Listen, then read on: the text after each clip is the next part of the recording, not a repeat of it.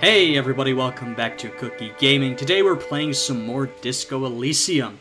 So last time we talked to and questioned the Hardy Boys. They essentially admitted responsibility for the murder, but it's clear that there's more to this that we haven't yet uncovered, and that we simply don't have the firepower to arrest all of those guys. So we have more information to find.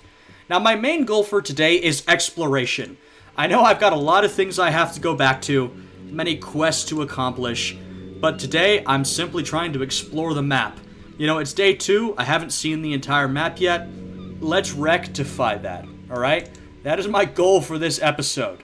So we may not be returning to a lot of the things we saw yesterday, or, well, day 1, but I want to see if we can find some new stuff.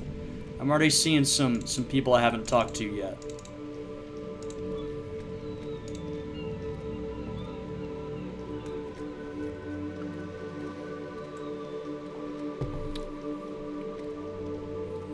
Life doesn't need to be a struggle. He covers his mouth to hide a burp. I'll be with you in a moment, officer. Let me just finish my sandwich. All right. Talk to angry old René first. Angry old Renee, huh? Have you no shame? Whining about your back every time you bring out the measuring tape.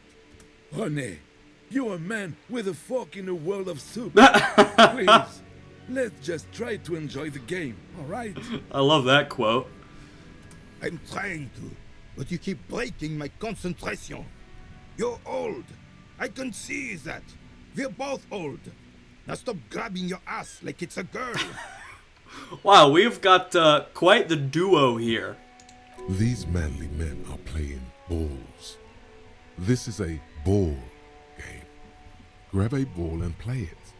Don't ask questions. Shoot first. Ask questions never. I feel that, but shouldn't I ask what the game is first? No, you got this. There's the ball. You're the game. Alright. I mean, let's go for it, I guess. Nice!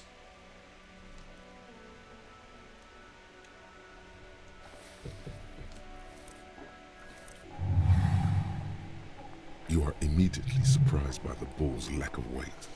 No matter. You'll make it work. Alright, let's feel the ball. The cold metal ball is surprisingly smooth against your neck. It has a pattern on it. Probably a sponsored ball. Yours would only be covered with bumps of learning and scars of victory. Oh yeah? Already your muscles are adjusting to the weight, the nervous system calibrating, until you and the ball have merged into a single entity. The man ball is ready. I am the ball. Alright, let's take in our surroundings. A chilly breeze ruffles your hair as you stand there, feet firmly planted. All sounds, smells, even the wind, everything fades until the only thing left is the union of man and ball. There is time for a last glance inward. Who am I? An embodiment of pure motion, a fine-tuned locomotor running at maximum efficiency. Some would still say you're a cop, but I guess we're beyond that now. I love Spree Decor chiming in like, hey, still a police officer. The inertia can be contained no more than a bullet leaving a gun. Let go. Be the bullet.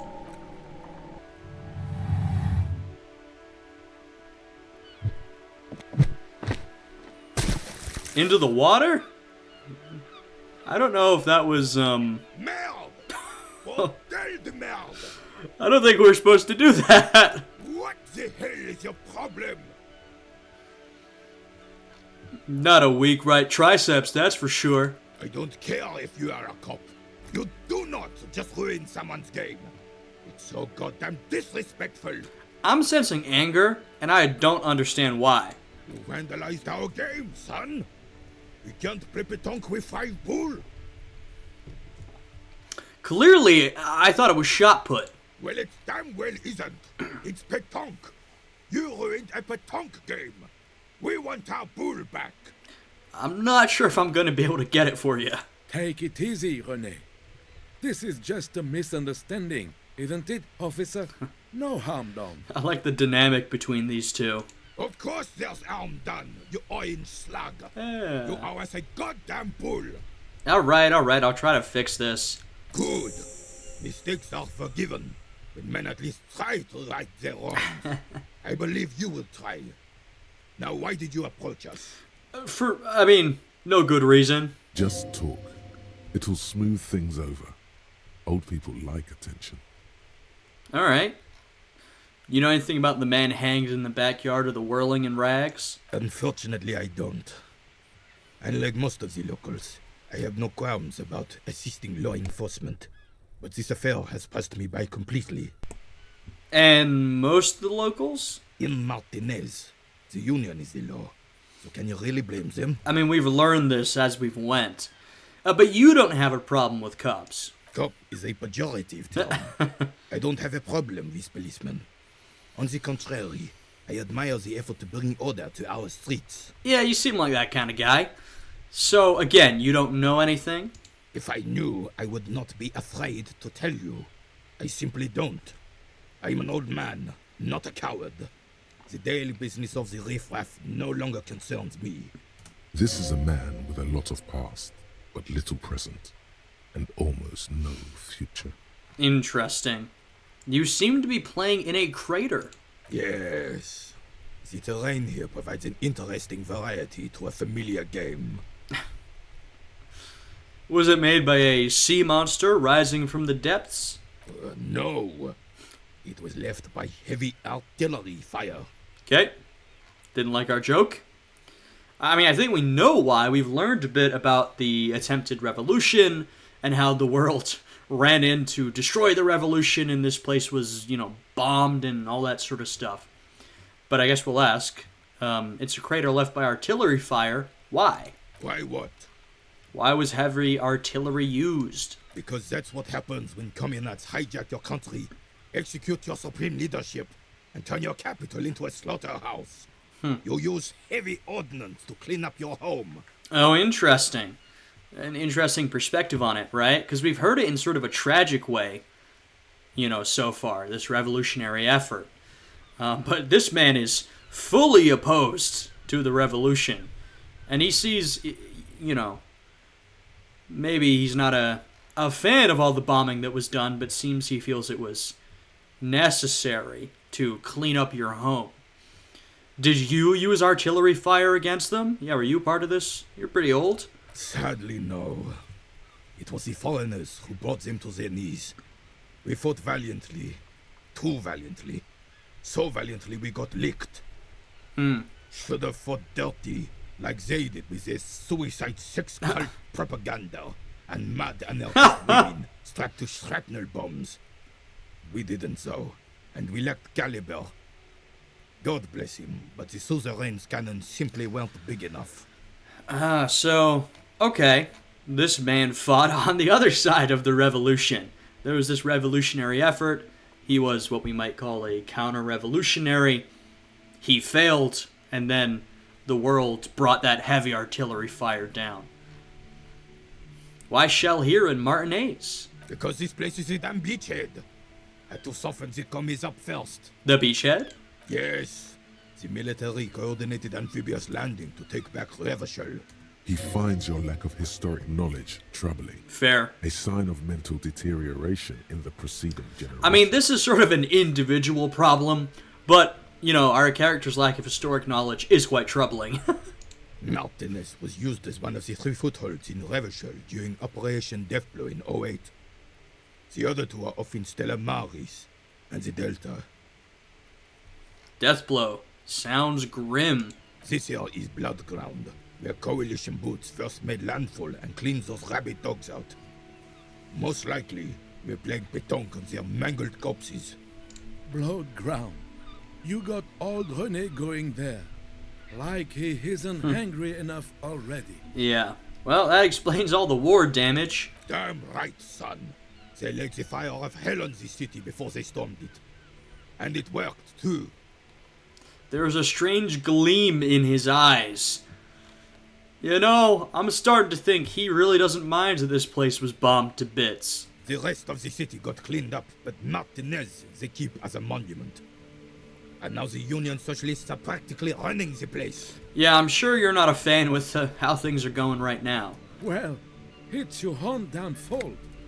You, we, the coalition, Revachol, whoever you want to blame, never finished the job.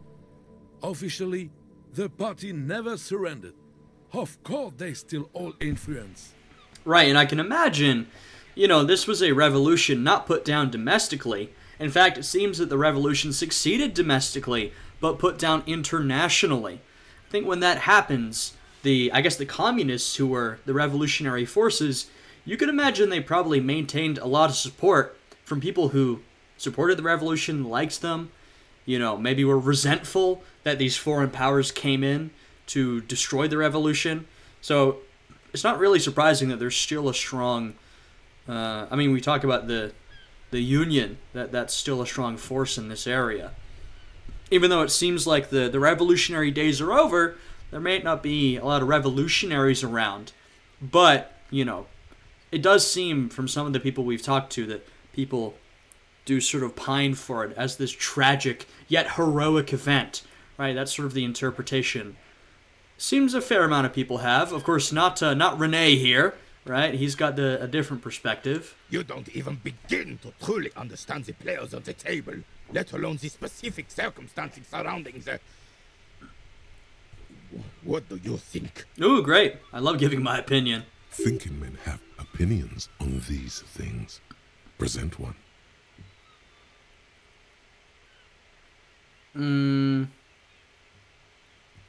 I guess this is the most socialist option. I'm trying to go for our socialist options since, you know, we have our Mazovian socioeconomics. That's how it should be. Self-socialist paving the way for the hard working class to take over. Preposterous! Surely you don't mean it. I'm just sorry it had to be them. After 8 years of fighting those commie 8 years? Boiling cats for food and drinking my piss in the mountains. Ugh. I would have preferred if the Right Honorable King Guillaume returned through Revachol, or even if that damn clan Frisel had risen from the grave and led us. Sadly, that was not the case. This royal failure weighs heavily on him. Clearly. Instead, all that is just, holy, and beautiful in the world was wiped away, and now it's neon signs with toothpaste ads everywhere. Foreign influence peddling garbage and stupid music on the radio. Yeah, I mean, he's just one of these guys who it was better back in the day. And to be fair, you know, Revachol's gone through this massive sort of world-changing event. But, hey, you find these guys everywhere in a lot of different countries who, you know, all this stuff going on today. And it's all connected. You know, he connects the political changes, the foreign intervention, with the toothpaste ads and the neon signs and the music on the radio and, you know, all that sort of stuff. It's all for him, I imagine, a sign of the same, you know, sort of sickness or problem. This is just what the commies wanted. This was their plan all along. This is what they wanted to replace the role of the suzerain with. I highly doubt that. How does Philippe III factor into this? Yeah, we read a bit about this guy. Didn't seem like the greatest ruler of all time. It doesn't. That was 100 years ago. It had nothing to do with anything. Oh, yeah? Who is this Frisel? Damn Frisel. He was the king we couldn't protect. The Carabineers failed him, and the crown. He died in the hands of the Hyperlay, in a very public execution. French Rev style. You mentioned Guillaume? A true king in both blood and mind led Revachol before Frisel.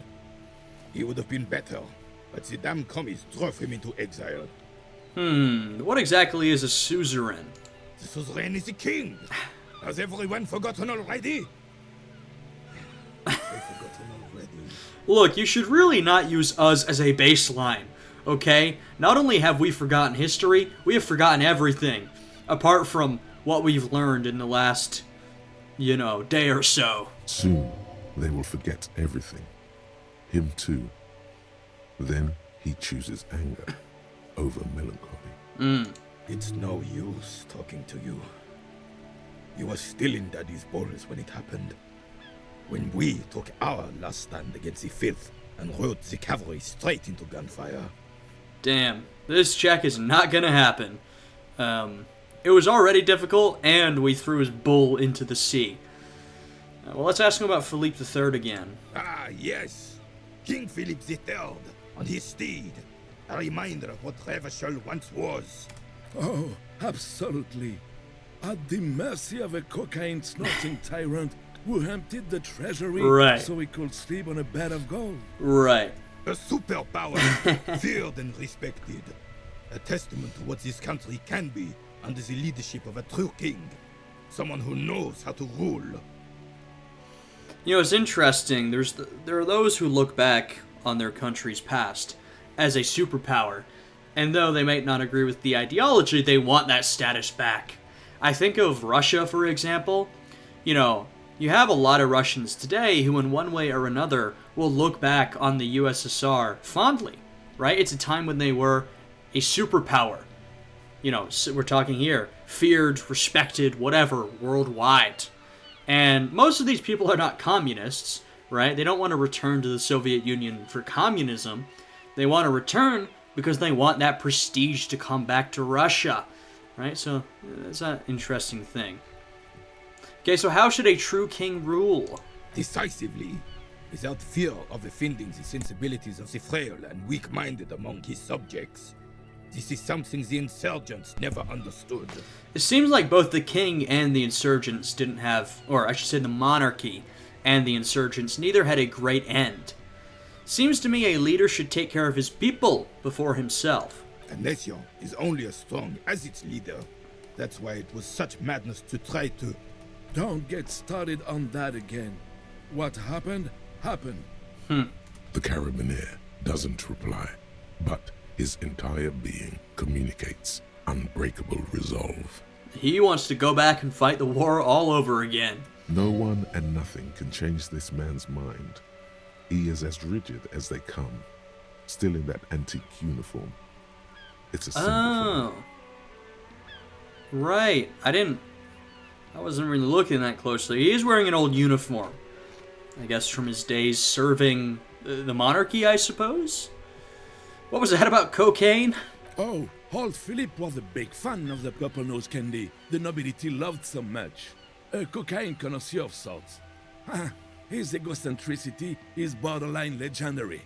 You can't even take the responsibility for yourself. How could you fathom the responsibility weighing on the shoulders of a ruler? I will say, to be fair, you know, as a sort of ruler of a country, I don't care what you get up to in your private time, unless it impacts your policy decisions. And unfortunately, cocaine is one of those habits that usually has an impact on your work, let's say.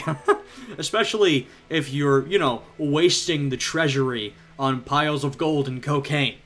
If you just, you know, I mean, whatever, if it's just but come on, you know. Philippe, you were famous for this, not for your wise style of rule. That's why the Philippian kings use cocaine. What? For clarity of vision, to aid in their work. Regnum cocainum.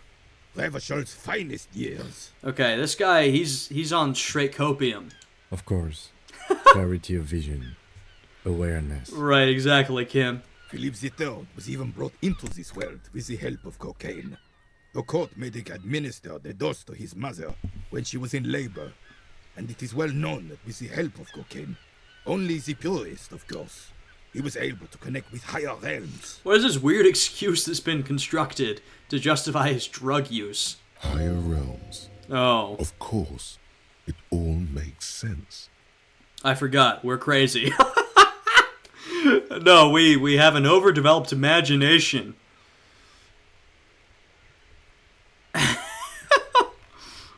Okay. Guys, I think this is all baloney. But you see what we've been doing so far. Every time there's been an inland empire, you know, weird check, I've been like, let's get in there. Wait, what was that about higher realms? Sounds interesting. It's really not. Please, do spare us the cocaine fairy tales. Yes, indeed. We're not here to Aw. investigate the drug trade of centuries past. Alright, I mean, to be fair, if he told us something really cool, what would the solution have been? To do cocaine? That is not what we need for our character. Right. All right, well, that's not happening. So let's leave them. We'll try to find their bulls at some point.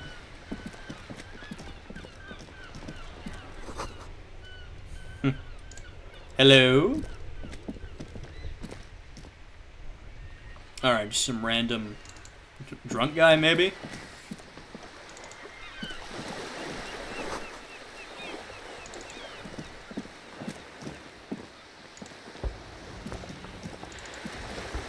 Alright, we're finally entering a new section of the map. Now, I don't actually know how much more map we have to explore. I want to do it, because we haven't done it so far. And it's been a while. Oh! Oh, nice! Can't we make money from this? Is there anything else down here, first of all? Damn. I don't think so. We have to pick up bottles, right? I definitely saw some over here. Yes! Guys, we're gonna be so rich. What do I do? Oh, okay. Can I? Oh, great. We're gonna run around with a plastic bag.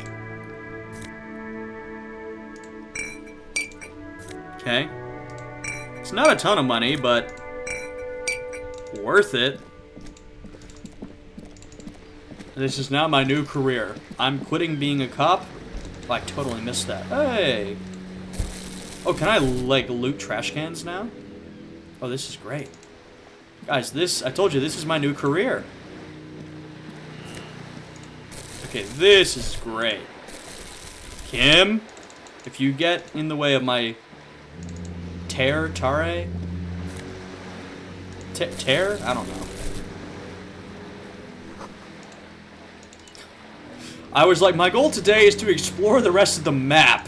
And then it instantly became collecting bottles. This coin-operated viewer is facing southwest.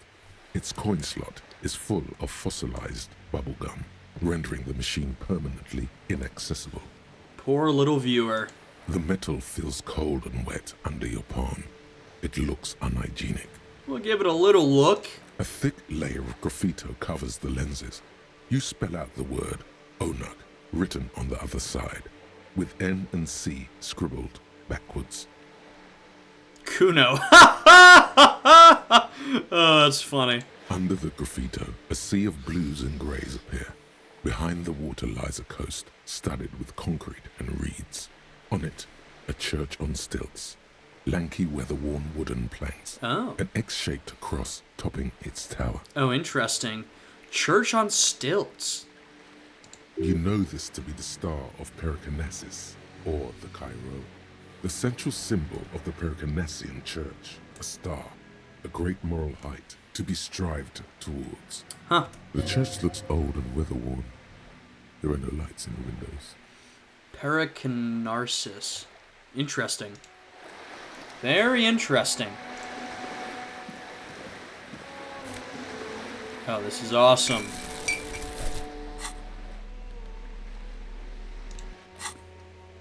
Oh, right. Yeah, we've got a lot of stuff to do. This coin-operated viewer is facing south. The instruction manual says to insert 25 centimes and pull the handle while looking inside. Then use the focus. Yeah, I would love to, but I'm dead broke. And I need to talk to her later. I need enough money to pay my damn rent. Or, you know, my hostel room. So I will not be spending that cash money.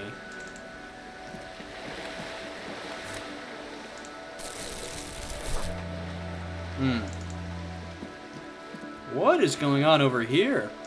Yeah, I'm telling y'all, I'm like, wow, a whole new section to the map. This is a wall on the side of an apartment building. Damn. Well, it's a white you know what? Screw it. Maybe you get the 3% chance. Come on. You have no Ah. clue. It's just a wall.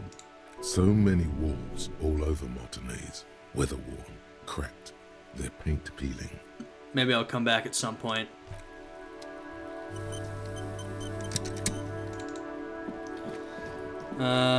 Oh, wow, it's Kuno S. Are you trying to sneak up on me? Come to slit my throat in my sleep? Kuno still chucking rocks at the dead body. Pig's come to take me out. Trying to snuff me out. Are you sleeping right now? Don't get fucking clever with me, pig. You think you're so clever. She don't want to talk. See, I think we learned from Kuno that, I mean, both of these kids are kind of nightmares, but Kuno is more willing to talk, more willing to level with us. She seems like the really messed up one, if we had to compare the two. Not that we need to. Oh, nice. Nice. Wow, we're picking up cash money. Garden hose. There must be another way into the building. Wow. Kim. It's been a week and now they show up? Hello? Oh. Are you talking about us? Okay, I get it, man. We didn't come for the body for a long time. Oh! We got a hat. Orange bum hat. Minus rhetoric. I don't really want that. But if I ever need reaction speed, that'll be the... Can I get in there? No. Alright, and this is where we were earlier. Okay. I'm getting a good sense of where we are. Can I talk to you?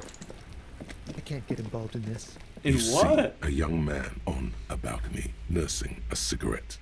His eyes have been following you for a while. Yeah, he keeps making comments at me. Not looking for any trouble, officer. Despite the cold, his shirt hangs unbuttoned on his frame. Hey, get a jacket, buddy. I love these responses. I'm not gonna... Too late, young man. Trouble's found you. Why are you whispering? It sounds like you're already in trouble. There's no trouble. I'm just speaking in a lowered voice. Uh-huh. I don't want to be seen talking to the gendarmerie if that's okay. I just want to finish my cigarette. Don't let him go. This could be your witness. The balcony has a great view of the whole thing. That is true. Actually, the gendarmerie really needs to talk to you. Is it really that important? Well, yeah. Like a nervous cat, he keeps stealing looks at the neighboring windows. Okay, is this guy just, like, anxious, or is something going on here? All right, but make it quick. Once I finish this cigarette, I have to run. Well, just in case we only get one question, I'll ask the important one. You've got a good view of the Whirling's backyard. Can you tell me anything about the hanging? I'd even go so far as to say that the view is a little too good, my dear gendarme. Yeah, I get it. Do you have an estimate of when the body will be taken away? Well, I'm trying my best. Hopefully today or tomorrow. We will remove the body as soon as possible. Now tell us, where were you last Sunday? Oh. You already asked me that, didn't you? Did you? Look at Kim. No, not you two. Some more muscular type. What? And when did you speak to this more muscular gentleman? Last week? I don't know. Look, Wait a minute. You already asked me that. Where were you last Sunday? You mean someone else was asking about this murder? Oh no. You didn't answer the question. What were you doing last Sunday? I had a friend over. What kind of friend? It was my Sunday friend. Oh. Makes sense. Friends are nice on Sunday. You don't have to work. You can just spend time with pals, watching rugby and drinking beer. I don't know if that's what he was getting at. Oh, man. What's your friend's real name? Did he see something? He doesn't reply, gesturing no with his cigarette. In the neighboring windows, you can see faint reflections of his silhouette. all from different angles. Dude, they keep talking about the neighboring windows. This is a little tense, honestly. Clearly, okay, someone else asked about the murder. He's worried he's being watched, you know. What does that tell us? Someone else is investigating? Or I don't know what that tells us. There's so much going on here that we just do not know about. All right, can you tell me your name? My name? My name is Martin Martinez. A good one. Martin Martinez. Oh, come on. Good local name. Let's go with that. Come on, how did you fail that? All right, we'll talk later. No. We won't. Okay. Now, if you'll excuse me, I really need to get going. Ooh. All right, we've got a good shot. Let's try and convince him to stay. This isn't the place or time for Nice. questions. Who knows who might be watching from the distance, hidden behind the curtains. That's what I'm saying. Clearly he's worried someone's listening, so maybe we should be too. Hey, listen. I'm just trying to make things okay again. Can we meet somewhere else? For a moment, the man on the balcony seems almost vulnerable. Something moves in the depths of his feline eyes. Compassion and a hint of understanding. He's definitely giving me very cat-like vibes. I am sorry, but I really don't have the information you're looking for. His voice is soft and deliberate.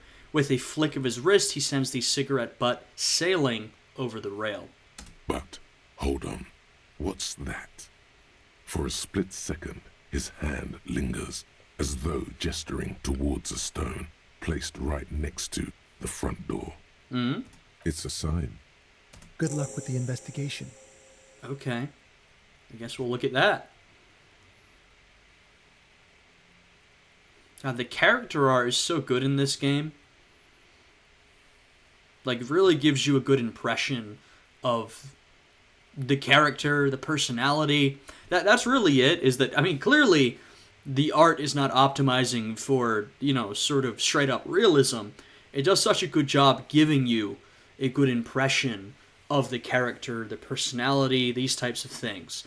You know, both the art of the person and the background. You know, I haven't even really looked that closely. I'm looking at our background versus Kim's. You know, Kim looks like he's under a spotlight. It's so, like, clean, professional, you know, etc. Ours is some artistic, I don't know what. This guy, you know, you've got the cigarette with the smoke. You know, the art is so good in this game. He's gone. We should run after him, see where he went. No point in running. Yeah. Tenements like these often have multiple exits. If he doesn't want to talk to us, then he'll know how to hide himself. So we just give up? Well, I think he sent us a message or something. He could be a witness. Him or his Sunday friend. Either way, we need to look into that muscular type. Yeah. Who's asking about our case. Yeah, that concerns me. He did leave us a sign. Did you see that? Mm-hmm. He wanted to draw our attention to that stone right over there. If we find a way inside the building, we can ask around for his apartment. Great. So that was right here. A stone, like any other, lying in a whirl of sleet and mud. Maybe there's something under it. Let's hope so. There's a key beneath it, rusty from the dirt. Very nice. This must be for the front door. Pity he doesn't have the apartment number on it. This building has many apartments, and the man can be in any of them. Now we're gonna find the right one. We'll just have to go in and see. Got it. Alright, I don't quite know how much of the map we have left. Let me do a little bit more exploring. I would like to come back here. If we keep going for a long time, I'll come back and do this.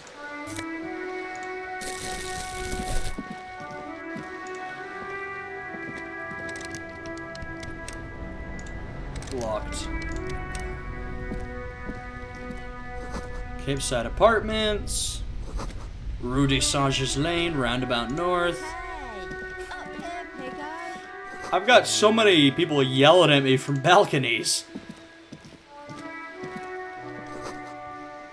Yeah, what do you want, paint spiller? The streets will flow red once more. A great torrent rushing down Rue de Esperance. You wait and see. Huh? The streets will not flow red with anything. Who are you? I love Kim. I'm Cindy the fucking Skull. Hey, yo! What else do you want to know?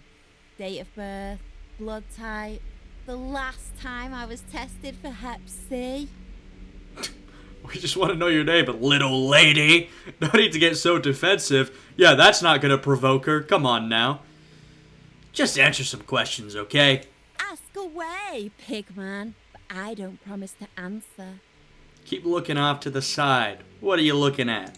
The lieutenant furrows his brow at another one of your eccentricisms. Oh, we had mismatched audio and text. That's fine. That's okay. It happens occasionally. She nods disdainfully toward the woman performing maintenance on the boat docked next to the pier. Hatred, disgust. It's difficult to tell which of the two is more present in her girlish features. The woman on the boat does not notice her staring. Joyce Messier. That is on her. Hey, yo. Someone's got to keep an eye on her. Chill out. Ozon is an archipelago 2 days' travel away from Rivershaw. Its moneyed residents, used to posh restaurants and upscale boutiques, rarely have reason to visit Martinez. So she's rich. Who is she? Probably the Wild Pines rep. We should talk to her. She's a professional negotiator, though. I have the feeling she will be very cooperative while telling us nothing. Right, she's... Wow, we've happened upon a quest objective. I think she is someone we actually needed to talk to. You should take the lead. Ask her unexpected questions, you know? Do your thing. Don't be afraid to get a bit wacky. Uh-huh. Throwing her off is our best bet. Okay, wow, Kim is encouraging me to be wacky. Kim, that's all I do. Good idea, piggies. Run along now. Fuck her shit up good. Impound that boat while you're at it. I'd like to watch her swim back to Ozon. Okay, you're not a fan. I got it. What are you doing to the wall? Can't you tell? I'm painting a beautiful mural, an aereo graffitio visible from low orbit. Alright. I haven't really started it yet. I'm waiting for the right words. So you don't know what to write. Have you ever tried your hand at graffitio? When faced with a blank wall, most people write unimaginative stuff, like pigs go home and Mono is here. We rarely see pigs round here, though. Just union cats. And my name's not Mona, so... Okay. She wants it to be something true and total. Why are you so committed to defacing that building? This place is severely lacking in havoc. Not even the occasional trash can fire to break up the tedium. Yeah, well, okay. There does seem to be some havoc around this place. I thought I'd mix it up, you know. Summon the forces of crime and social chaos with a wall-sized invitation. I have an opinion on this. Yeah? I mean, I don't think Kim's gonna approve of this, but I'm not gonna stop her. I love public art. Don't mind us. Keep doing what you're doing. Thanks. I'm sure the inspiration will come to me now that I have an official RCM stamp of approval. You've lessened her desire to deface the building. Wow, well, there you go. I inadvertently did my job. Do you know anything about the recent murder? I ain't no snitch, pigstein. Go forth and forage in someone else's shit. No shortage of squealers in these parts. That's not true. We're actually having a really hard time finding people who will talk to us. Actually, there is a shortage of Yes. people who talk to us in a normal, calm, informative manner. Exactly. We weren't put on this earth to make your life pleasant, fucker. Yeah, alright. Catch you later, Cindy. Watch your back, ungulate. You've got eyes on you. Alrighty. How pleasant. Right? Maybe the... Right, probably the key we picked up. Alright. Let's see. Can we go in here? Oh, we can! Well, we've just been encountering a lot of locked doors.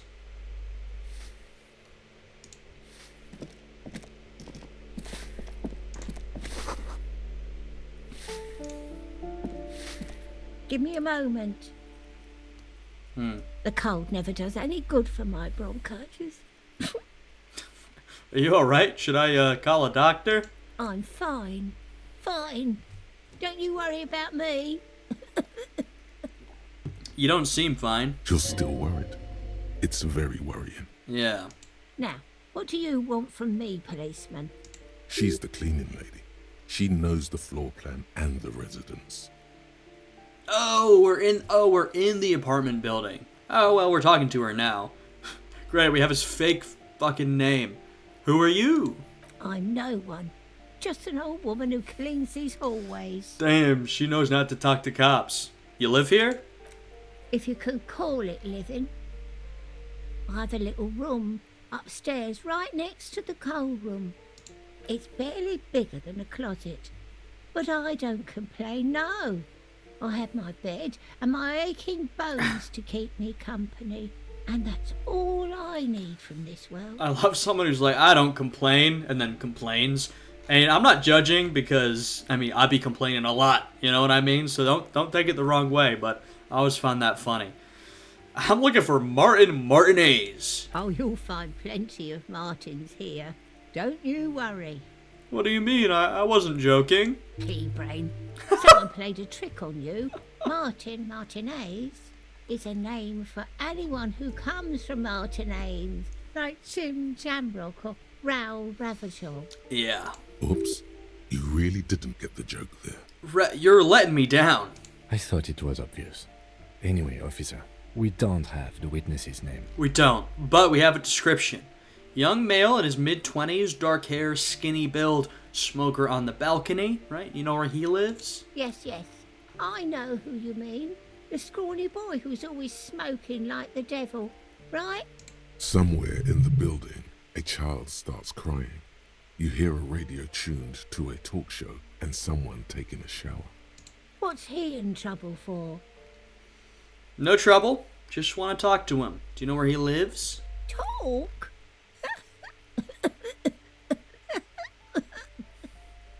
That funny? He lives upstairs in room 28. Nice. Go to the balcony. It's one of those doors there. He's usually home in the evening. We should come back in the evening then. Thank you. We should go check out his apartment on the balcony. See if he's home. Great. All right. Maybe we have some questions about the apartments? Ask away, policeman. Oh, maybe we'll pick up more questions as we go. How about Cindy? What can you tell me about her? The artiste? Nothing I can do about her, I'm afraid. She ruins the walls faster than I can clean them. Still, she leaves an old lady to her business. More than I can say for others. She mumbles some kind of a response, then hacks something into her handkerchief. All right. Well, that was fruitful. Well, let's go back out before we head back into these apartments. I'm going to talk to the strike negotiator. I feel like we're collecting a good amount in terror.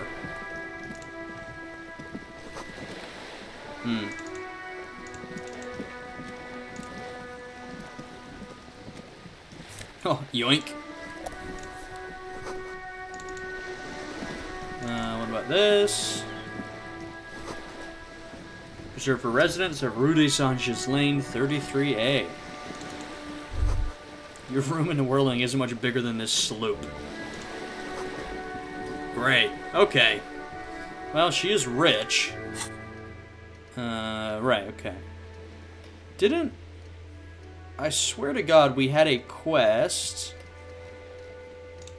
Yeah, I mean, maybe this will fit into that.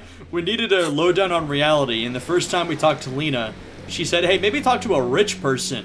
Well, I bet she's rich. I mean, she's from a rich area. A striking woman leans against the cabin top of her sailing boat, smiling as you approach. Her green raincoat glistens with droplets. A silk scarf is tied around her throat. Okay, come on now. Rich. Good morning, officers. I'm Joyce.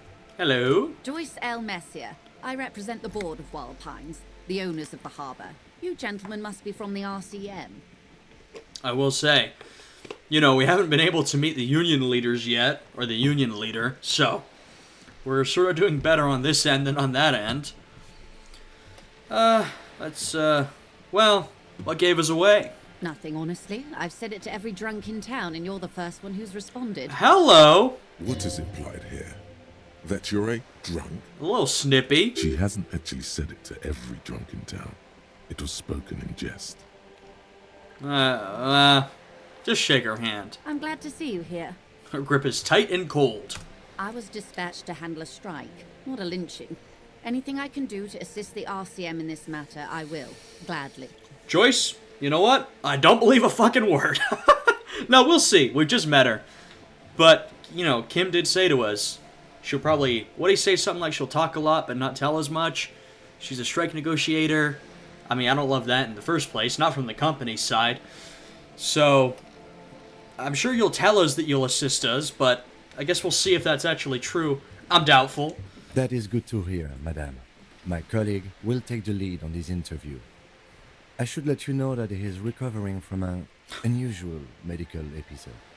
Very unusual. But I can assure you of his ultimate competency. Right, Kim wants us to be wacky. How interesting. I wish you a swift recovery. In the meanwhile, you have my full cooperation, and the full cooperation of the Wild Pines group. Oh, do we now? It's hard to get a read on her precise disposition, but she appears helpful. You're on a boat. Why, yes I am. Not a lot of people on boats, are there? Of course there are. We're on an archipelago. How else are you supposed to get around? What do you mean, archipelago? I mean, we are on Le Caillou, are we not? Well, I guess we're going with our wacky strategy. Caillou? I thought we were in Revachol. We are, and the city of Revachol is on the island of Le Caillou. Still, I haven't seen anyone else sail a boat around here.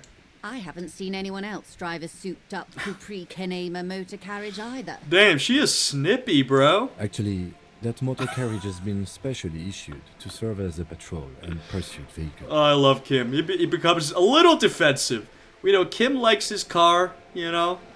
We saw with the spinners earlier. He likes sort of stuff like that.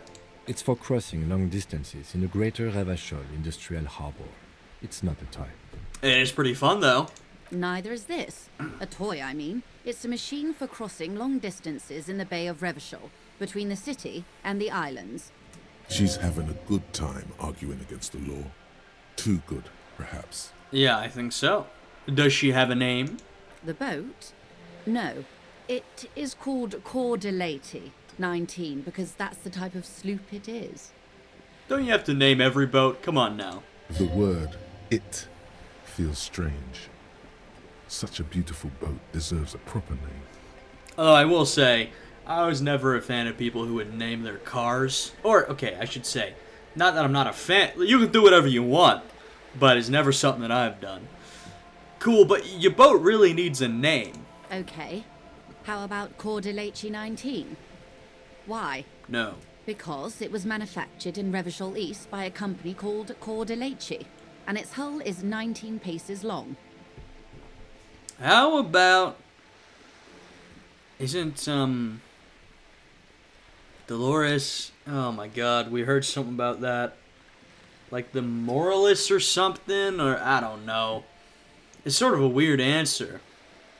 I'm almost tempted to do it because it's the weirdest of the three. Why Dolores? I just like the name for some reason. Well, it means nothing to me. I think I'll stick with the factory name. But thank you for the suggestion. Lame. Okay, but what kind of boat is it? It's a pleasure craft.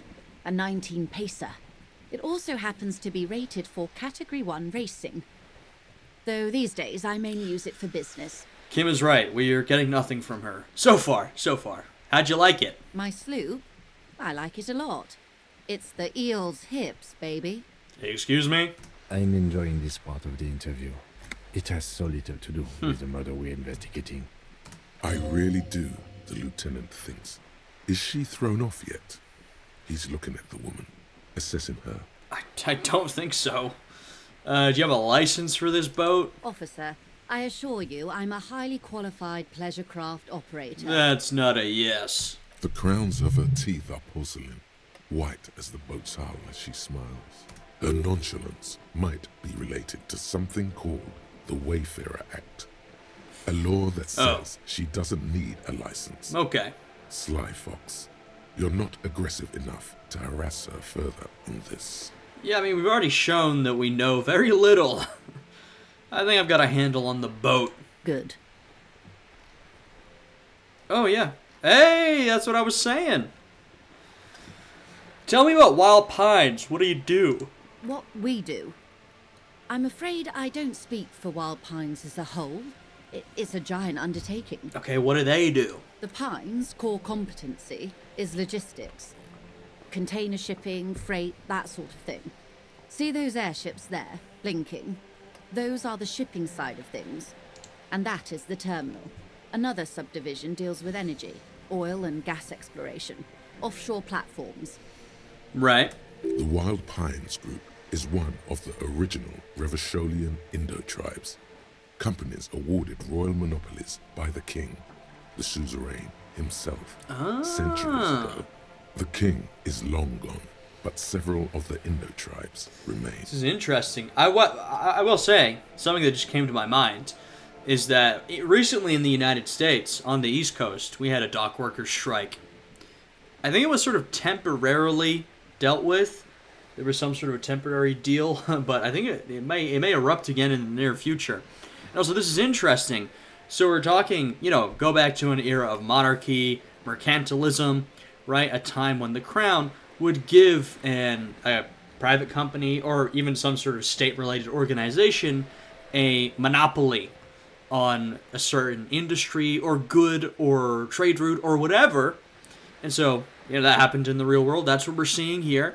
So these are companies granted those royal monopolies, and Wild Pines is one of those remaining.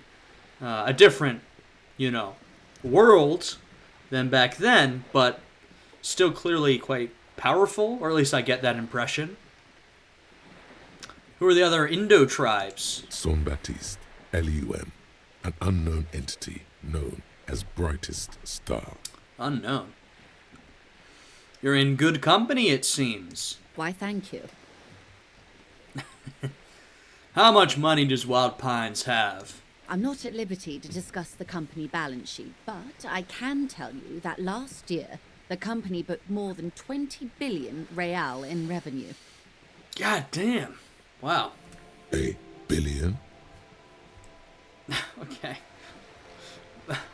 I feel like my blue skills, which are my intellect skills, have been failing me today. We're not exactly the smartest guy. Our emotional intelligence is quite high. What exactly is a billion? It's a number, officer. A big one. What's it made of? It's made of 1,000 millions. A million is made of 1,000 thousands. Wow. 20 billion is a large number, but the conglomerate employs 72,000 people. They all need to be paid. Then there are capital improvements, interest payments. Yeah, and I'm sure all your executives get a nice bonus at the end of it. A conglomerate the size of the Wild Pines is like a shark. If it stops moving, it will die. Then what becomes of those 72,000 families? It's a tremendous responsibility. I don't want to hear your fucking Ronald Reagan ass propaganda. Where does Wild Pines get all these billions? They started as an exploration and cargo fleet conducting trade between the Samoan and Insulindian Isolas 250 years ago, when pine ships explored the South Seminese and charted Lomantang on behalf of the suzerain. Charted? I'm trying to get a handle on the... Well, okay, I know this is not direct allegory for the real world. I guess I'm trying to get a sense of sort of the time period. We've talked about the technology.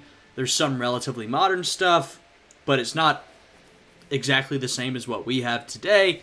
It's obviously some alternate worlds, right, with alternate technology.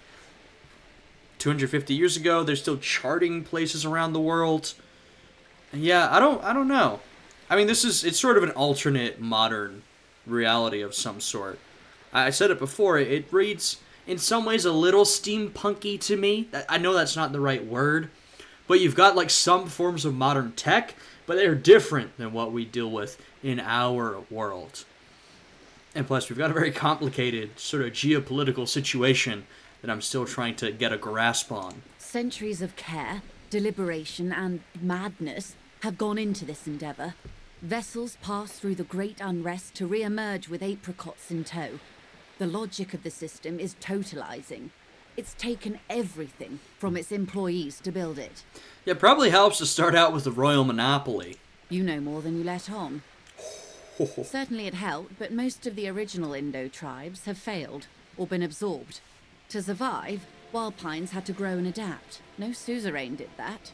Yo, okay, like, look, I'm not saying that she's entirely wrong, but this is just classic, like, corporate propaganda. You know, we survived and adapted and blah, blah, blah. Yeah, whatever. But I will say, I'm not going to say she was impressed there, but that might have been the first time she didn't think we were a bumbling buffoon. She may still think that overall. What does such a huge system want with a place like this? True. You mean aside from being the terminal's legal owners, who are responsible for moving 8% of the world's cargo? You don't keep it moving. The workers do. The company's nothing without them. We built this district. All the best parts of it. Rue de Saint-Ghislain, with its bastions. The plazas Meteor and Mosaic. Even some of the old street lamps have been put back thanks to the investments from the WP. Yeah, it looks like this place is doing really well. Before Martinez was swallowed by the industrial harbour, even before it was part of Revachol, long before Terminal B was erected here, the Pines built it as a resort for its Revacholian employees. A company getaway, for a weekend or a summer holiday. Then came the revolution. But that's another matter. I'm here to make sure the Pines can fulfill their responsibilities to the place they built. That's not what you're here to do. With your help, hopefully, says her warm tone. Okay. What can you tell me about the strike? Everything. Right up to, but not including, trade secrets. Okay, so what if I want to hear trade secrets? First, you'd have to repeal the Emergencies Act of Trade and Aliments. That gives me the right to silence. It's quite the octopus. An octopus? I will slay it. Good luck. It's only kept in place by the vested interests of half the civilized world, including your own. What the ma'am means is that the Emergencies Act and the RCM both get their authority from the coalition government. But I am derailing us. You wanted to know about the strike. Alright, what's your role in this? I believe the official title is Senior Labour Negotiator. In practice, I'm a grocery clerk. I relay the union's demands to Wild Pines and return with Wild Pines' counteroffer. I feel you're downplaying your importance somewhat. And how are the talks going? Yeah, seemingly not great. They're not. That's the problem. The union stopped all negotiations a week ago, after that awful lynching took place. Interesting. Now they won't even let me into the harbour. There's a 2-meter-20 racist behemoth blocking the gates. Yeah, I sympathize with you there. Ah, you mean Measurehead. Yes, Jean-Luc Measurehead. Yeah, I'm still trying to figure out how to get past him as well. So how are the talks going before the lynching? Let's say I was not making the kind of progress I'd hoped for when I first arrived. And when did you first arrive? I arrived 3 weeks ago. Yes, in the middle of February. The bay was still partially frozen then. I prefer to do these things on site, like the RCM. But the strike began in December. I wasn't the original negotiator here. I took over after Mr. Gaumont hit a wall with Mr. Clare, the union boss. Mr. Clare refused to speak with Gaumont despite concessions he'd granted the union in prior negotiations. This isn't the first time the union has gone on strike. Heavens no. There have been 2 prior strikes. Both times the union won significant concessions, including overtime pay and a medical plan. Oh! This time their demands are more, I guess you could say, aggressive. I just love this tone. So, you know, last time we offered them both overtime pay and a medical plan. I mean, what more could you ask for? So, what happened to Gaumont? Mr. Clare told him to... How did he put it? Fuck off, midget. Gaumont is short of stature, you see. Not cool. Not cool. Keep in mind, this is a negotiator Mr. Clare has worked with before, and who was more than fair with him and the Union. I mean, look, here's the thing. Obviously, I mean, y'all know my perspective. But what I'll say is, we'll need to meet with Clare, Mr. Clare, talk to him, get a read on him. But we've also seen the Union, you know, they're more than just a union here. They sort of run the show in a somewhat violent way, you know. So I don't, you know, this isn't, obviously I'm very skeptical of all the corporate stuff. But that doesn't mean I'm automatically gonna, you know, overlook the Union. I mean, the Hardy Boys have some involvement with this murder. They say they just did it, right? The Union's obviously involved. There's something going on here. Our job is to get to the bottom. Even though we are, you know, our character's a hardened communist, like I said, we gotta, don't let that get in the way of the case. Sounds like usual aggressive posturing. What are their demands? There are leaflets everywhere, and banners. What did they say again? Oh yes. Every worker, a member of the board. So, I mean, you know, they're doing communist stuff. I like it. Then you might also like their other slogan. Demand democracy. Oh yeah, that's a good one. Personally, I don't think it has the same pizzazzo as every worker, a member of the board. I mean, it seems like they want workplace democracy, essentially. So what do they mean by it? What's the demand? It's quite simple, you see. Every time the Wild Pines group makes a decision about what, about anything really, it needs the signature of each of the 2,200 workers in its Martinez terminal. Is that really it, though? Because frankly, that sounds like you're setting up a straw man. My guess is that what it really wants is whenever Wild Pines makes a significant decision, they want to essentially have a vote on it. That'd be my guess. I mean, maybe this is really what they want. Obviously, that's not going to work. You can't have a unanimous decision. But, you know, my assumption is that she's oversimplifying to make it look stupid. Just so you understand, this is but one of 22 terminals owned by Wild Pines. Essentially, not only are they kings of the company, they are also kings of the 72,000 employees of Wild Pines Group. I mean, look, if that was actually what they wanted, it's kind of weird. But my guess is that it's not quite that simple.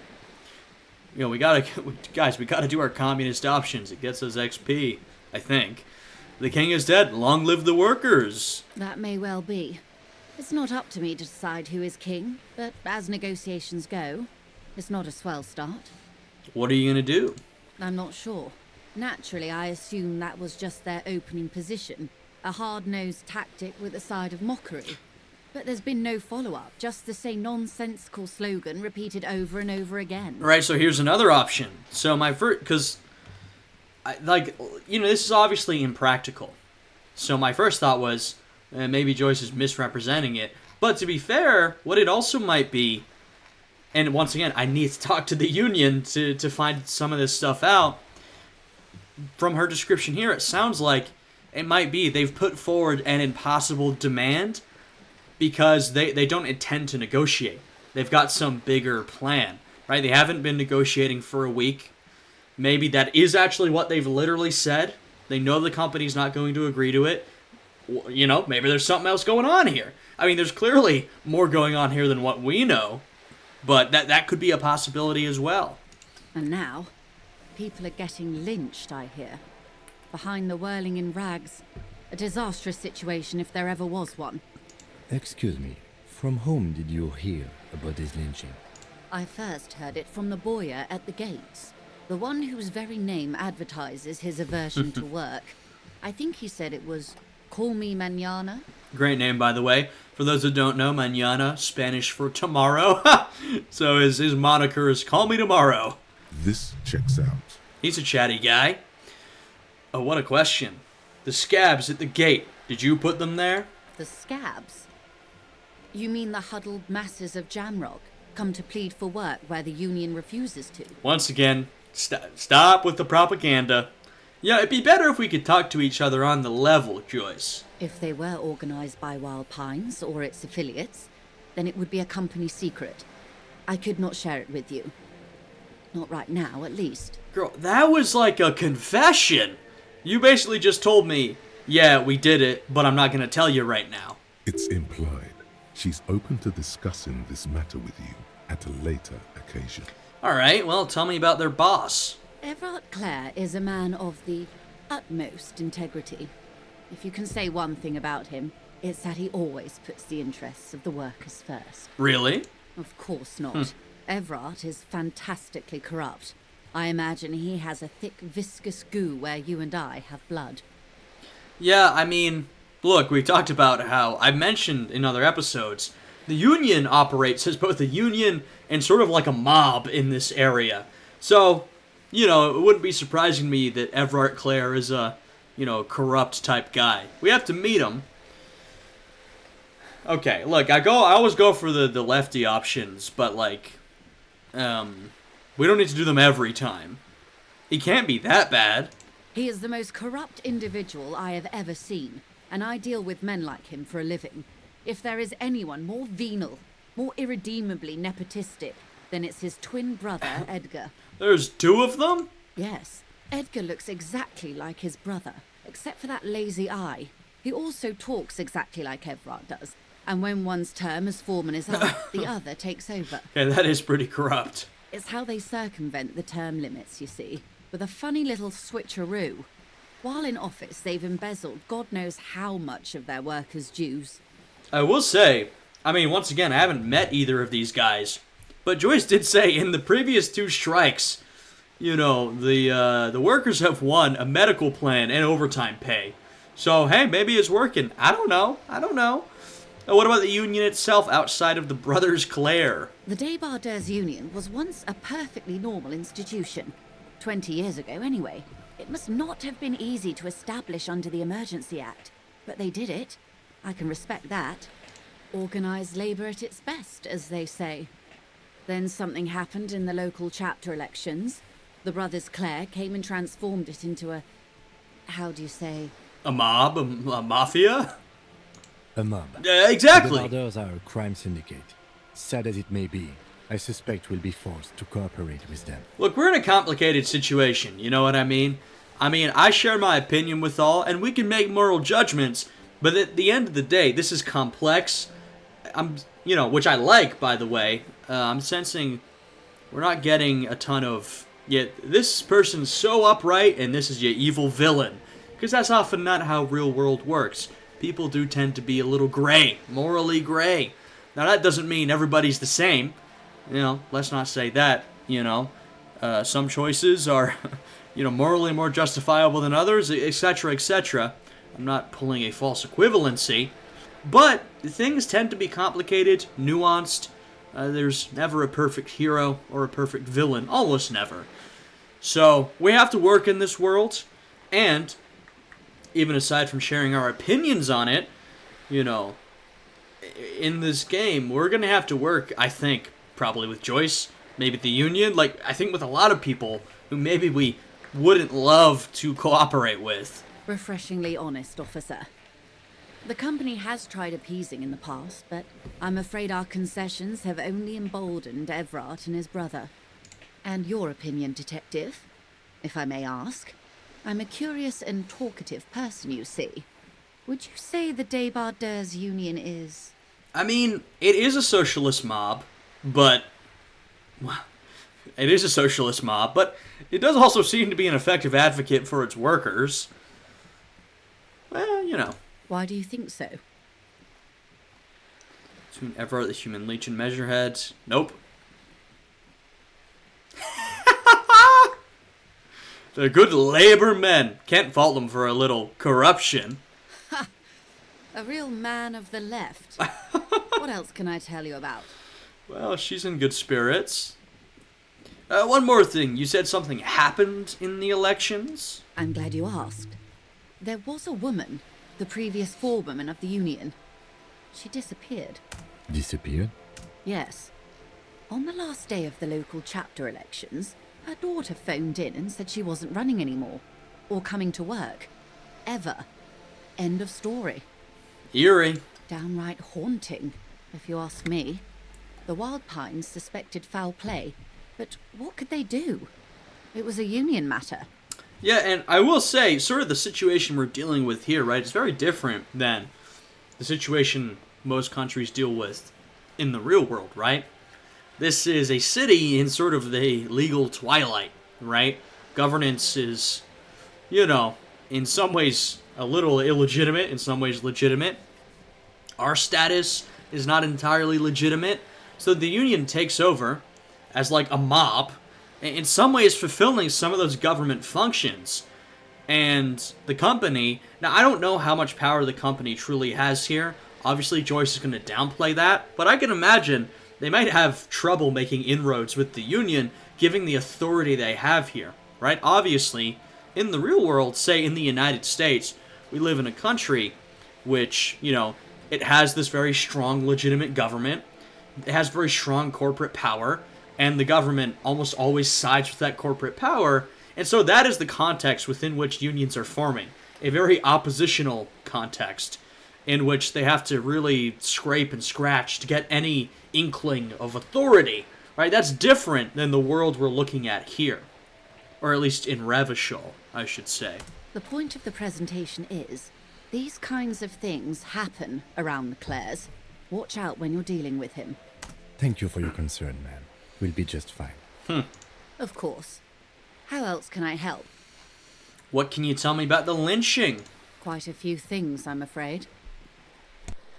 The information I'm to share with you includes sensitive trade secrets.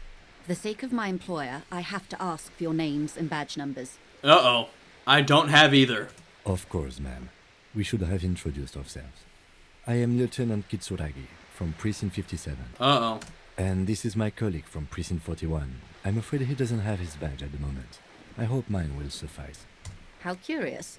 Why is that, Detective? Oh no. Awkwardness washes over the conversation.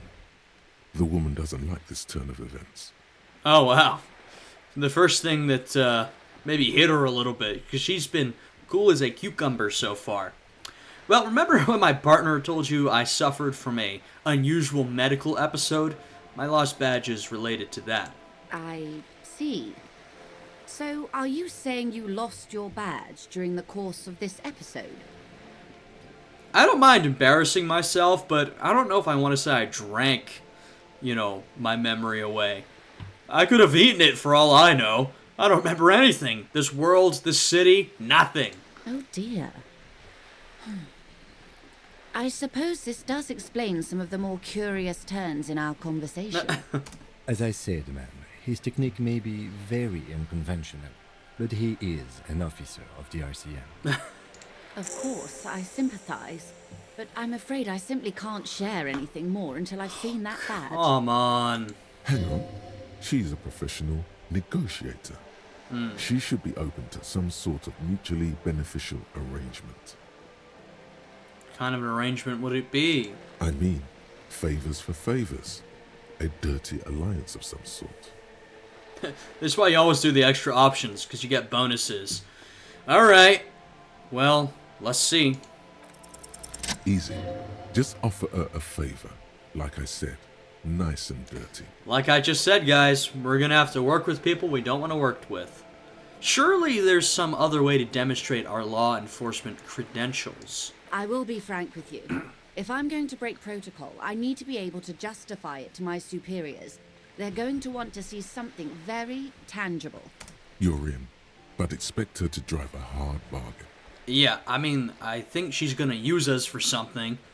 But, unless I find my damn badge, what choice do we have? I guess we could... Maybe we don't need what she's gonna tell us, but maybe we do. Like what? Reports from inside Terminal B suggest it's a hub for the local drug trade. Not surprising. This is an open secret in Martinez. The Union controls the terminal, so it goes to reason. I'm sure they've got a hand in the drug trade. They're profiting from this trade. Right. The company has tried looking into this matter before, to no avail. Perhaps someone with your authority and resources might turn over the right stones. Or you can recover your badge, though if I may be blunt with you, It sounds like that may be a lost cause. Probably. Detective, a word in private before we continue. Oh, okay. What's up, Kim? This is not going quite as I hoped it would, Detective. How did you hope it would go? Honestly, I was expecting you to use your unorthodox technique to keep her off balance and, not volunteer us to be her henchman. Well, I mean... Come on, man, I'm trying. Oh, so we're henchmen now. This woman is running circles around us. She might have known about your misplaced badge all along, or she's simply an adept improviser. Either way, we've played straight into her hands. Well, I didn't see you stepping in. He doesn't let it show, but there is a limit to how much the consequences of your unprofessional behavior can cost the investigation. Look, I mean, fair enough. Obviously, I'm not great at my job, but to be fair, I think, she's a tough negotiator, I really, sure, I'm wacky and unorthodox, but I'm not sure how far that's going to get us with someone like this. Look, I'm sorry for putting us in this situation. I'll handle it. I'm sure you will, Detective. So what do you propose, that we don't investigate the drug trafficking? No. If there is reasonable suspicion, we must investigate. Otherwise, she could claim we are siding with the Union, or that we are on their take. We'd never hear the end of it. What I propose is, we ask her, then we investigate, briefly. But do not share the outcome of this investigation with her. We tell her it's done, and demand for her information on the lynching. I mean, look, we might not even have to do this, but once again, I don't know what kind of spicy secrets she wants to share with us, so it could be worth it. We could just, find my badge. Oh, that would be fantastic, but do we have the time? The world is large, and your badge is 8 by 6 centimeters. Yeah, I doubt it. You could request a new one from the station, but that would literally take months. Yeah, I mean, and also, I don't think my station's interested in giving me anything. Alright, let's go back. I'm sorry it hasn't been going the way you wanted, Kim, but,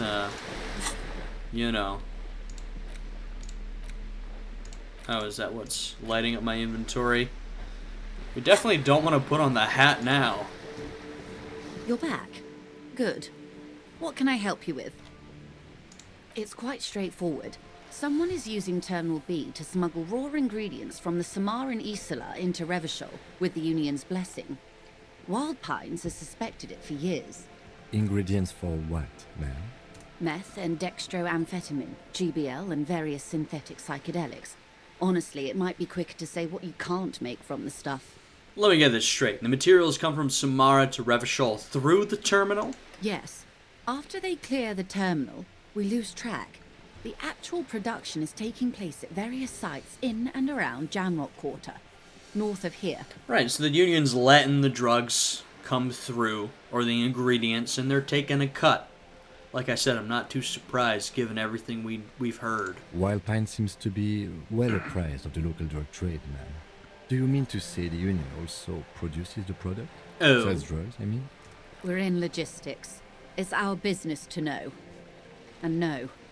As far as the company knows, the Union does not produce it. They transport the ingredients for a cut. Right, and you want us to investigate. Yes, but you won't get anything out of Evrat and the Dock Workers Union. Still, every chain has its weak link. What do you mean? The lorries. Someone needs to move the ingredients from the harbour into the city. Once they reach Jamrock, they're distributed to a network of local manufacturers well beyond our grasp. But in transit, they are vulnerable. Interesting. Perhaps you've noticed that a number of lorries are tangled in a traffic jam at the roundabout just now. Interview the drivers who are still hanging about. One of them might be waiting for a crucial shipment. Well, I've talked to two of them so far. Tommy the Man, who was pretty cool, so I hope it's not him. I think he told us he was shipping illegal narcotics as a joke. And then the racist lorry driver, I hope it's him. To be fair, I mean, this isn't the worst thing Joyce could have asked us to do. This does not stray too far from our regular police work. I'll be explicit. If you find this driver, I will share company secrets with you.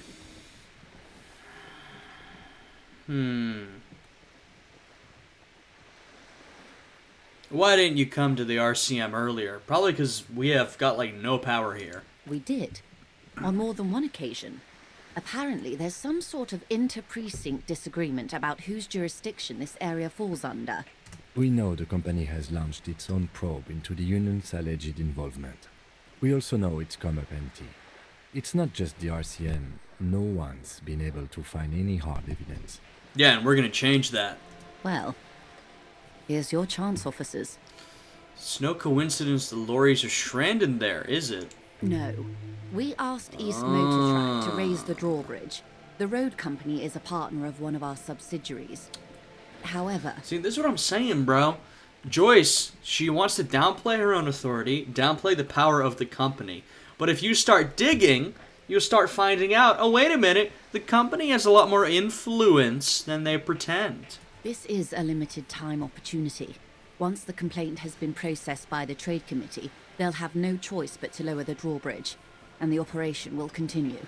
Thousands of litres of raw ingredients will pour onto the streets of Revachol. Not the east across the river, but the west. The vulnerable, the weary. Well, at least this solves one mystery. What is that, Lieutenant? Why I had to call East Motor Track and beg them to open a drawbridge for me. I'd wondered since I first drove in, on my motor carriage. I am sorry for the inconvenience, Lieutenant Kisaragi, but we need them trapped here. This is a unique opportunity. I'm sure you understand. Uh-huh. What proof do you have that the union is involved? How do you think they're financing this strike? There are thousands of unpaid dock workers going strong for the 4th month straight. That's a pretty long strike. There was a shakedown of local businesses preceding the strike. Many were squeezed to bankruptcy to fund it. With all due respect to these desert cacti, the contents of a few cash registers cannot provide for 2,000 men. The local businesses can scarcely provide for themselves. So you think the strike is being funded with source ingredients for drugs? Precisely. Smuggled out of that very gate at night, most likely, then loaded onto lorries and driven to Jamrock. You simply need to find one driver who will open up to you. Okay. It sounds like she tried looking into it herself, though she's clearly not the type your typical lorryman would confide in. Yeah, I can see that. Do I want to tell her this? I like to do every dialogue option, but I actually don't know if I want to let her know that we know this. Or we have these suspicions. I'm not going to tell her. I don't trust her. Alright, I made up my mind about the smuggling investigation. I mean, I say we agree to do it. Yes? Let's do it. Excellent. According to my reports, there are at least 3 lorry drivers lingering near the roundabout. Hopefully one of them will know something. Well, we talked to 2. It may come to nothing, or it may just blow the case wide open. I can keep the drawbridge up for a few more days at least. You should have the time you need. I wonder how many days this game is going to be. I'm curious. In the meantime, let me know if there's any other way I may be of assistance. I saw this option. I'm surprised we're showing her the photo of the body. But, yeah, I mean, I guess she's appraised of some of the going-ons around here. And, you know, we suspect that the union's involved in the lynching. And the guy who was lynched, he was supposedly like a security guard or something. Or something like that for the company. So, maybe Joyce will know something. Do you know something about these tattoos? That's the man who was killed. I'm afraid this is a discussion for once we've cleared the lynching question. So you do know something? Better not tie the 4th day to the bat's day on this. I hope there is something else I can help you with. She doesn't want to talk about it. She wants to answer the question. Protocol keeps her from it. What is that? Okay, interesting. You seem smart. I need someone to give me a lowdown on this reality we're in. This reality? It's related to that medical episode. I have trouble remembering even the most basic terms of reality. Ah, yes. The episode. Sounds like an acute case of encephalopathy, now that I think of it. Huh? Don't be phased, madame. He functions perfectly well. He only needs a lowdown on all of reality. We may be here a while then. Ask away, officer. I'll help however I can. All right, we're in. Oh, wow. I know these all look good, but begin with the first, okay? Wow, this is... God, whenever you see one of these rare checks... I love when, obviously, in conversations, you can gain additions, bonuses to your roll. But I love when you see a roll that you're getting bonuses from stuff you've done in prior conversations. Like, that's cool, because it makes you feel like, you know, oh great, my decisions have consequences down the line. Okay, where are we? We're in Martinez, baby. Baby? A casual term of endearment popular among the 50-plus crowd. It's a disco holdover, pay it no heed. Hey, I mean, frankly, it sounds like the kind of thing we would say. I'm a disco holdover myself. Aren't we all? No, like, I really, really am. So what is Martinez? Martinez is a district of Revachol. We know some of this. A very small district tucked away near the industrial harbour, north of the 881 and Jamrock. You would be excused for not knowing about it. Unimportant, they say. Forgotten, even. Shelled to smithereens during the Revolution. It has its charms, just not this time of year. Tell me more. I'm not a good ambassador. I've only been here once before, as a teenager. Not a lot has changed. There are ruins, a terminal, fishing boats, reeds, boys with boxy shoulders. As I told you, Martinez used to be a province, a workers' resort before the city swallowed it and the artillery did its part. Now the reeds are the real star of the show here. The further down the coast, the wilder it gets. You mentioned a sea. What sea is this? It's not really a sea, it's the Bay of Revachol. And the bay feeds into the ocean. Are we near the ocean? Yes. We're on an island in an ocean, the world's largest body of water, the Insulindic. We're on Le Caillou, and we're in Revachol, and then in Martinez. And Caillou, Le Caillou, is on the ocean, the Insulindic Ocean, okay. Known to the early Revacholians as Les Immensités Bleues, the blue immensities. And this is our largest ocean. Vast, lukewarm, and unknowable, flowing in and out of sight. The name of the island, Le Caillou? Caillou, as you already know. Imagine a pebble. Right. A smoothed-over pebble amidst a great blue sea, misshapen, cracked. The cracks are the River Esperance. We're in the delta of this river, on the 6th branch, the Martinez distributary. Okay. So is that like a literal description, as in Caillou, the island, is sort of has rivers running all the way through it? So that would make this a very sort of maritime type society or region. It is clear this pebble is of enormous value to her and to humanity at large. Okay, that's Martinez. What about Revachol? Revachol? Revachol is what you call a city. And what kind of city is Revachol? The great kind. I've heard. As if it's self-explanatory, beyond patriotism, a fact. What makes it great? History detective. They built this city to resolve history. Ugh. Our part in it, at least. Our centuries. Does seem that this is a city of maybe of more the past. This city has been great, still known, but may not be having its best moment. So who built this city? The nations of the Occident, or migrant workers from Seminine and Ile-Marat, depending on your creed. Right. When was it built? In the DeLorean century. 380 years ago. DeLorean. Okay. Almost 400 years ago. And why will it resolve history? They say it's where the terrible questions of our time will be answered. The tensions are highest, the fault lines deepest. Really? By that I mean conflicts. ideological conflicts. The stuff of men. Why here? I don't know, maybe because we had the revolution here? We are standing on a fertile, self-sufficient island able to sustain up to 200 million people in the middle of the Insulindic Ocean, the world's connective tissue. It's where the money is. Wow, that's got to be a pretty big island. 200 million people.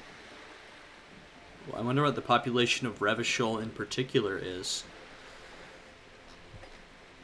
So we're, yeah, I think sounds the most true. We're in an unimportant part of an important place. We're in Martinez, this sort of bombed out industrial district in Revachol, such an important center. Well, we don't know that much. I was going to say such an important cultural center. We don't necessarily know that, but I can assume that. Definitely an important political center. I think it's fair to say so. Martinez is about... I wish right now we could see what she's seeing. Look across the water. 22 kilometers from the center of the world. That soldering iron is the bank of the world building. The bottom floors are Insiacom. Coalition government, Insulindian Mission Command. Wow, so we can literally look across the water and see the sort of skyscrapers of the downtown. Interesting. Bottom floors are Insiacom, Coalition Government, Insulindian Mission Command. Huh. Look to the sea. Silence. She lowers her hand. The water, the light. It's as though you're seeing it for the first time. There is no recognition, only the immensity of the sea and the cold radiating from it. Where are we? We are where we are. Oh, I have no truer answer to give, unfortunately. Great, I got a thought called derealization. That can't be good for my mental state. This is one thought you need to complete. Where are you? I mean, I'd be interested to hear the answer to that question on a sort of, I guess we're talking about maybe a more psychological or deeper level. Was there something else you wanted to know? I remember something about a lowdown. This has been informative. Thank you, man. I'm sure my memory-impaired partner has many more questions to ask about even more fundamental aspects of reality. Am I getting shut down? This is like with the cryptids. Might I suggest not asking them all right now? Messier will be here later too, and tomorrow. Isn't that true, ma'am? Absolutely. My commitment here is long-term. But won't I be lazy if I don't do it all now? Oh, of course not. You are already diligent for getting this far, and diligent boys remember where they left off. Okay, Kim. Indeed. I'm always at your service. So he's telling me not to... Alright, I mean, I annoy Kim sometimes, but I'll listen to him. That's all for now. Glad to have been of assistance. The little that I know. Anything else? Well, I'll come back later, I guess. Of course, Detective. Take care. I think Kim was getting a little bored.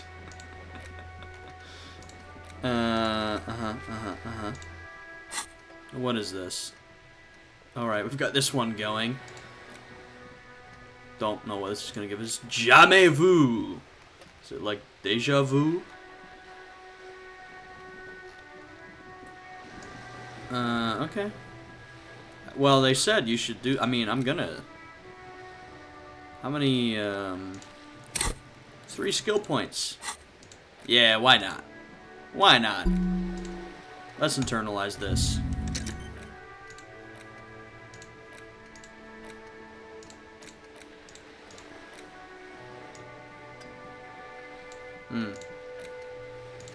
Just looking through them again.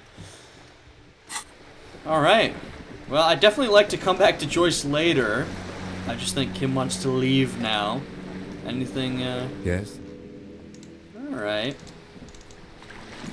Maybe we should go back to that, apartment building and check it out. And in fact, I think I'm going to end this one here. Yeah, I think we got a good place to end.